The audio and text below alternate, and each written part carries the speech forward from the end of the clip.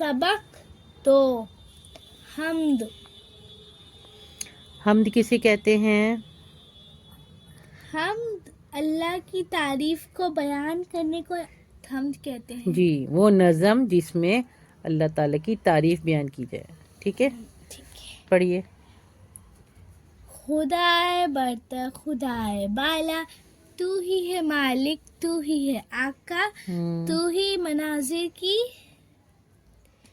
دلکشی میں دلکشی میں ہے، چاند سورج کی روشنی میں، سمندروں کی تو بے کرانی، تجھی سے دریا میں ہے روانی، گلوں کی رنگت مہک بھی تو ہے، فضا میں رنگی دھنک بھی تو ہے پیڑ پودوں کی سنسناہٹ، تو ہی ہے چڑیوں کی چہچہاہٹ.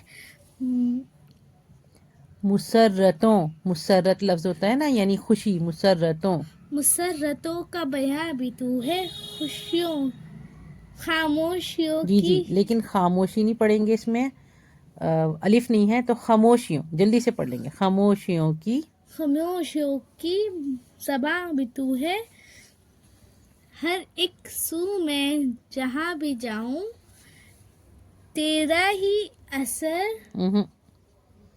یہ تیرا بھی نہیں ہے، تیرا جلدی سے پڑھیں گے اسے. اگر اس میں یہ لکھا ہوتا تو تیرا، اس کو ہم پڑھیں گے تیرا ہی عکس جمال پاؤں. تیرا ہی عکس جمال پاؤں، جو حکم تیرا نہیں ملے گا، تو کیسے پتا کوئی ہلے گا. جی، اب اس کے مشکل لفظ دیکھتے ہیں. ٹھیک ہے، برتر کا کیا مطلب ہے؟ برتر، خدائے برتر، بڑا. ہاں، خدائے بالا، یعنی اللہ بہت عظیم ہے. ٹھیک ہے، تو ہی ہے مالک تو ہی ہے آقا، آسان ہے نا. تو ہی مناظر کی دلکشی میں، دلکشی کو ہے دل کو بہانا شاید. ہاں، یعنی خوبصورت جو منظر ہے جو ہم دیکھتے ہیں وہ اللہ کی یاد دلاتے ہیں. اور ہے چاند سورج کی روشنی میں، یہ تو آسان ہے نا، چاند سورج کو بھی دیکھ کے اللہ یاد آتا ہے. سمندروں کی تو بے کرانی بہت زیادہ. ہاں، بہت بڑے بڑے سمندر ہیں، بہت بڑے بڑے پھیلے ہوئے، بہت زیادہ اس میں مطلب پانی ہے، بہت وسیع ہیں. ٹھیک ہے، تجھی سے دریا میں ہے روانی کا کیا مطلب ہے؟ روانی مطلب جیسے وہ سمندر ہلنا جلنا، اس کا پانی کا چلنا، پانی کا فلو ہونا. ٹھیک ہے، فلو ہونا. جی. گلوں کی رنگت، گل کیا ہے؟ پھول. ہاں، گلوں کی جو وہ ہے رنگ برنگے جو پھول ہیں. مہک مطلب خوشبو. جی، پھولوں کی اچھی اچھی خوشبو، اچھے اچھے رنگ کے پھول. فضا میں رنگی دھنک بھی تو ہے. دھنک پتہ ہے کیا ہوتا ہے؟ دھنک کا مطلب ہوتا ہے رینبو، یعنی کہ قوس قزح. ٹھیک ہے، اور فضا کا مطلب جو ہم آسمان پہ دیکھتے ہیں. فضا کا مطلب ہوا بھی ہے، آسمان بھی ہے، اور دھنک کا مطلب ہے رینبو، قوس قزح. اس کا مطلب کیا ہوتا ہے؟ جی، ابھی میں بتاؤں گی. ہے پیڑ پودوں کی سنسناہٹ کیا ہوتا ہے؟ ہلنا جلنا. ہاں، ان کی ہلکی سی آواز پودوں کی جو ہوتی ہے نا. جی. اور تو ہی ہے چڑیوں کی چہچہاہٹ، چہچہانا پرندوں کی پیاری پیاری آوازیں. ٹھیک ہے. مسرت ہوتا ہے، مسرت کا مطلب خوشی.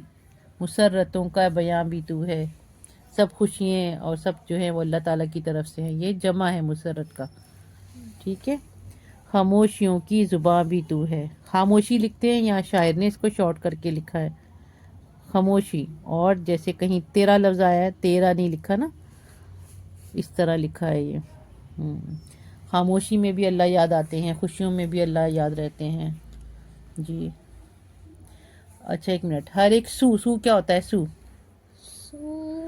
مطلب پتہ نہیں مجھے. سو کا مطلب ہوتا ہے طرف، یعنی ہر جگہ، ہر طرف، ہر ڈائریکشن میں، جیسے سب طرف، سب سائڈز میں. ٹھیک ہے، ہر ایک سو سمجھ میں آ گیا. ہر ایک سو، ہر طرف، ہر جگہ. ٹھیک ہے، مطلب میں ہر جگہ جاؤں وہاں پہ تیرا ہی عکس جمال پاؤں. عکس جمال کا مطلب ہے اللہ کی خوبصورتی کا ریفلیکشن نظر آتا ہے، اللہ کی خوبصورتی، اللہ کی قدرت نظر آتی ہے. جمال کا کیا مطلب ہوا پھر؟ اللہ کی خوبصورتی. نہیں، جمال، خالی جمال یعنی خوبصورتی. خوبصورتی. ٹھیک ہے، عکس جمال یعنی اللہ کی خوبصورتی. جب پورا جملہ پڑھیں گے تو یہ ہو جائے گا کہ آپ کی قدرت نظر آتی ہے، آپ کی خوبصورتی کا عکس نظر آتا ہے. اور یہ جو ہے لاسٹ والا، اس کا کیا مطلب ہے؟ اس کا کہ اگر اللہ نہیں چاہیں گے تو کوئی پتا بھی نہیں ہل پائے گا. صحیح.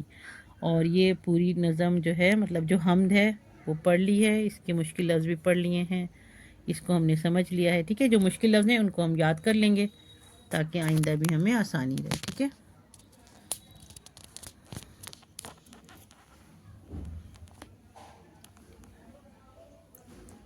جی، یہ کیا لکھا ہوا ہے دیکھیں سائڈ میں، اس کو پڑھیے. ہاں، یہ دیکھیں بہت اچھا جملہ اللہ تعالیٰ کے لیے لکھا ہوا ہے. ٹھیک ہے نا. میں خدا کی کاریگری کی تعریف کرتا ہوں یا کرتی ہوں.